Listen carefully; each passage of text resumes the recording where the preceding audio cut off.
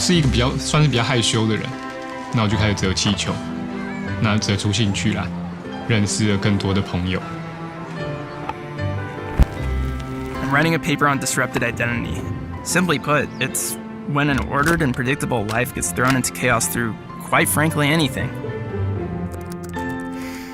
That spirit animal is definitely a bear. But a hibernating bear. Like a bear that's just lazy and just wants to chill and eat and play video games. Yeah, play video games.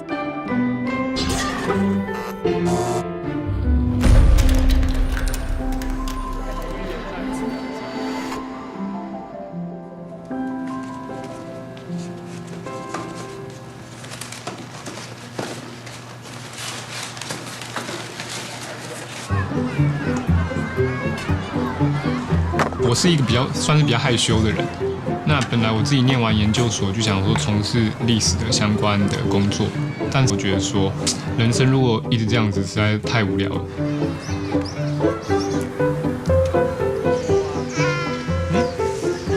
叉子样啊！啊，你想要什么武器？那我就开始折气球，那折出兴趣来，认识了更多的朋友。你看得出来是什么武器吗？那后来因为做这一行，你接触了小朋友，你可能要带领他做活动，你可能要在台上表演，你可能要一次面对一大群人，这样一次一次下来以后，我发现这件事情没有那么讨厌，相反的还值得开心。开大！哇，所以你是专业折气球？对，我有在那个 LNS 的那个区域联赛折啊。有我看过，好像有看过，是不是季后赛吗？对，这个是都有先学过，还是现场想？现场选的。哇，这比较像巴龙的那个，这比较像巴龙的那个触手。谢谢。不会，真的假的？还有一个是谁？那我们要啊。等一下，拜拜。好，拜拜。有一个小弟弟就跟着妈妈过来，然后呢，他就跟我说，他想要点一个气球。那他跟我说，他想要李欣。然后他说，我有没有听错？小学的小男生想要英雄联盟的角色。于是我就跟他说，那我做李欣的拳霸造型给你，好不好？因为做了李欣以后，我觉得哇，自信心大增，决定要做更多的角色。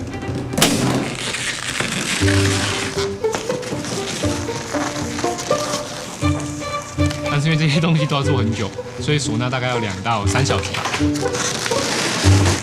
气球放气就是这样，的啊，那气球爆炸就咚一声，屌！但是我现在已经很少爆掉了，对，技巧变好了。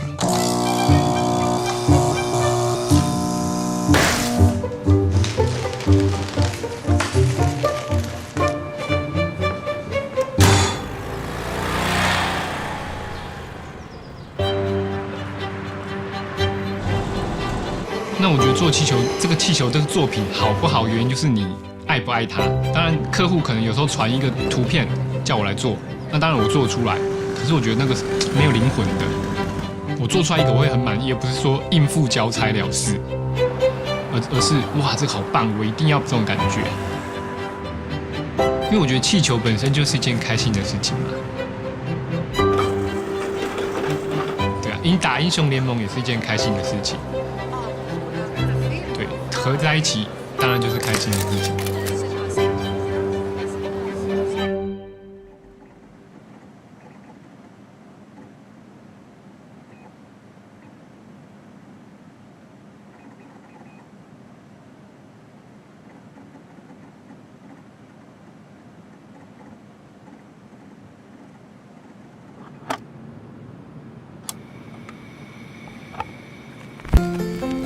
My name's Roger.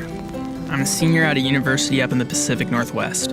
I climb, I read, I play League of Legends. I do all sorts of things, but the things I do aren't who I am. So who am I? Well, we'll get to that.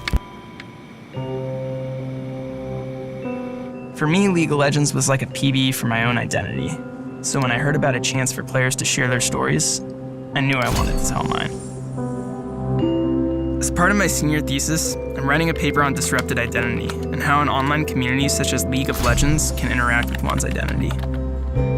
Disrupted identity is it's like if everyone's a ball of clay, then the disruptions are like the bumps and depressions that mold us different from other clay balls.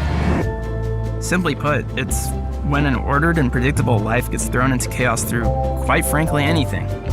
On a micro scale, we can talk about that mid laner who DC'd, throwing your game. That's a disruption in the game itself. The disruption I'm looking for lies within the lives and the identity of others. I recorded audio with people to see if League had an impact. My thesis is about their answers, but it's kind of about me. I did dozens of interviews and heard all sorts of stories. I started almost all of them the same way. Well, first, you want to introduce yourself? Sure, my name is Grace. I'm 5'2.5", 2.5 inches, yes. I have dark brown eyes and dark brown hair. Almost everyone starts off talking about what they are. So, if I describe myself that way... You're wearing a plaid shirt. I'm white. You have, short, blondish hair. Reddish brown hair. You're very, color matching today. I'd like to say I'm funny too, but who knows? I am a very over-the-top, extroverted, tall person. Physically, I am pretty short, so I'm like 5'6" and like 130 pounds, pretty just slim. Using these normative shorthands, I'm white, I'm straight, I'm funny, can make us more susceptible to disruptions because we don't anticipate something chaotic happening. It's like when you're a support main, you identify as support, you expect to pretty much always get support. But then new champs throws you into mid. When I'm listening to their stories, I'm also making sense of them. Metaphors help me understand what I'm hearing. They help me shape it into part of my own thesis. Once we go beyond the basics, the physical stuff, they share more about the deeper parts of their identity, even revealing the disruptions helping shape it. I spoke with Grace. Being a girl online comes with certain disruptions. Although, I'm comfortable with, revealing my pictures online or, saying I'm a girl, if I say, I'm a girl every time, I might attract, attention that I don't want. Being a girl has an impact on how other gamers identify Grace, how Grace identifies herself, and even behaves. To say that these disruptions, the things that make us feel different, don't impact our identity is naive. Yeah, I have a visual disability. It's not your typical visual disability. I have double vision. When Aaron was 12 years old, he was diagnosed with brain cancer on his optic nerve. I am 26 now. 26? Yeah, I've lived over half my life with double vision. I mean, it's who I am. I'll never not see double, and I'm okay with that. As the people I interview become more comfortable, we talk more about how League impacts their identities, like how they can be themselves without feeling disrupted. Do you think that being a girl matters when you're playing League of Legends?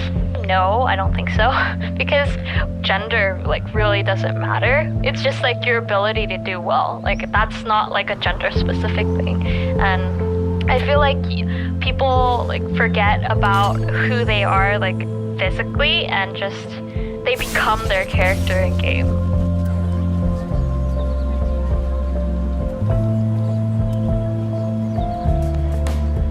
I say for me, people like me who aren't really that social, it's great. Some of these people that have never met me probably could tell you more about me than the people that are seeing me face to face every day of my life. I wonder sometimes what it means that my friends online know so much more about me than my own family. As I listen to these interviews, I stumble across my talk with Sky. I'd hoped he would talk about his own disrupted identity, but we ended up talking about champion fanfiction instead. It was really the voice that made me feel that he might be a homosexual. I have a quick question for you. Do I sound gay? No, you don't sound gay. You sound like somebody who has a pantry, who has gravy with their Thanksgiving dinner. You sound very white, and that's okay, but not gay. Yeah, okay, but I am gay, and... Are you? Oh, by the way, I'm gay. Yeah. Hey! But only when it doesn't hurt me to be. I'm I'm listening for everybody's stories, but really, I'm looking for people like me, finding themselves on the internet. League of Legends was a space where I could be anything, and unlike my offline life, I just decided to be me.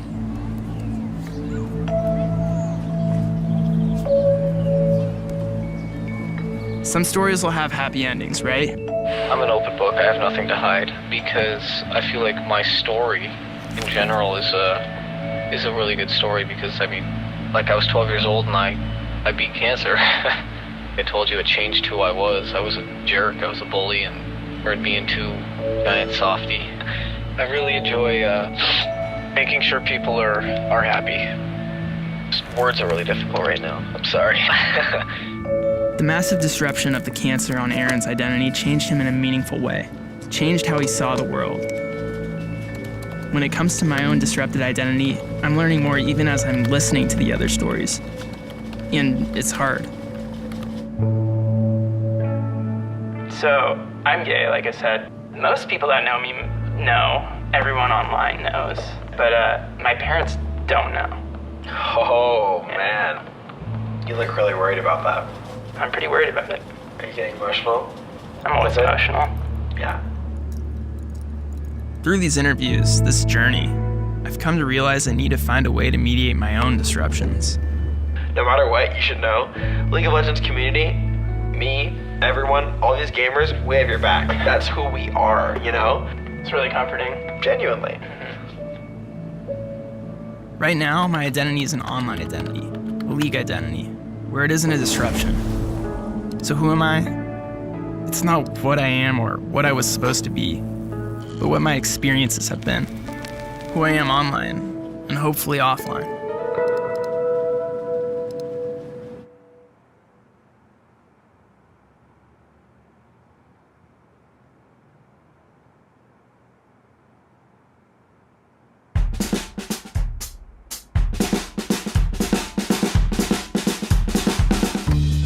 The thing about Matt is that the best part about Matt is, like, I don't know how to explain it. I guess we're best friends. I'd consider Matt a best friend. Like, literally best friends.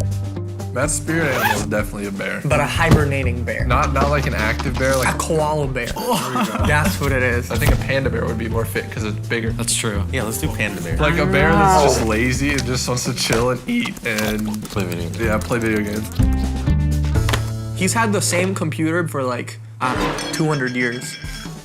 It would overheat and then just give up. No, it would make like a weird, creepy noise. You remember? Yeah. And then it'd kill. It got worse and worse to a point where he was like, when a team fight happened, his FPS would go to like 2.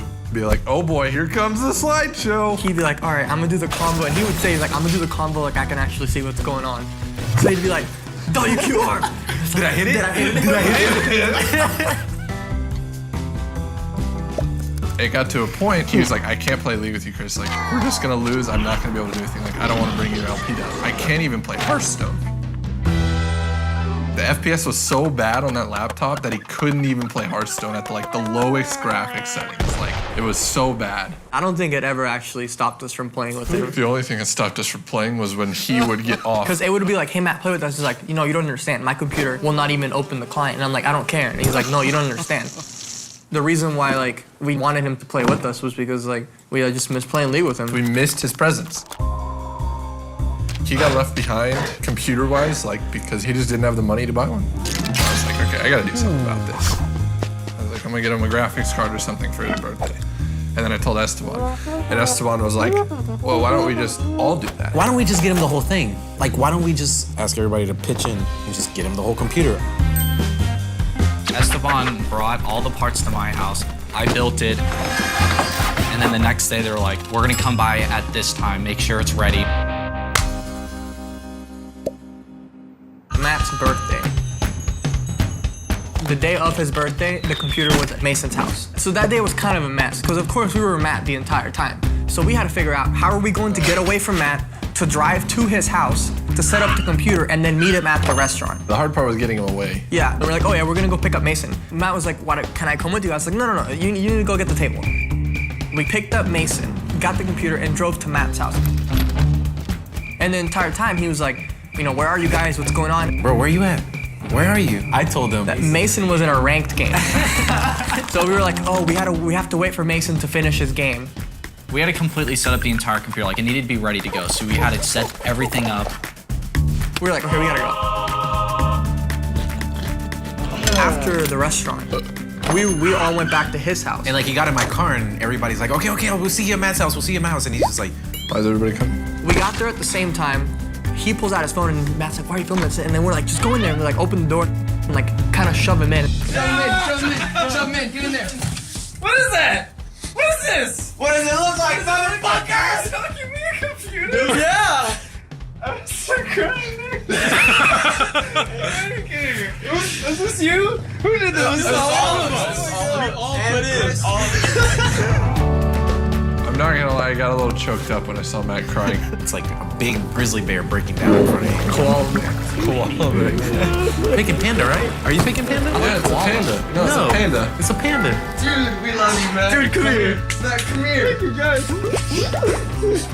Dude, we fucking love you so much, man. Come on, go turn it on. I want to see you go turn it on. Yeah, go turn it on, man.